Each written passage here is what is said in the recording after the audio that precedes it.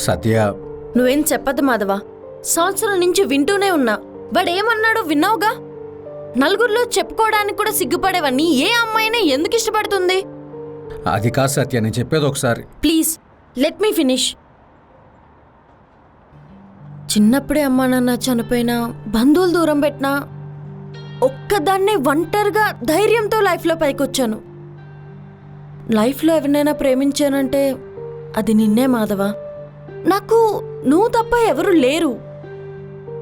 నాకైతే రోజు రోజుకి నువ్వు దూరం అయిపోతున్నావన్న ఫీలింగ్ వస్తుంది మాధవ. నిజం చెప్పు, బోర్ కొట్టేశాను కదా? నో. పోనీ ఎవరైనా ఉన్నారా?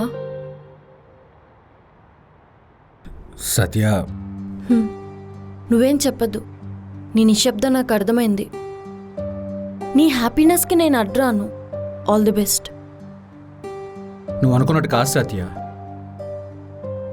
మా నాన్న వేరే అమ్మాయిని పెళ్లి చేసుకోమని ఫోర్స్ చేస్తున్నాడు. You love her? What? No. మరేంటి ప్రాబ్లం? నేను సత్యాన్ని ప్రేమిస్తున్నాను, ఇంకెవరిని పెళ్లి చేసుకోనని చెప్పొచ్చు కదా.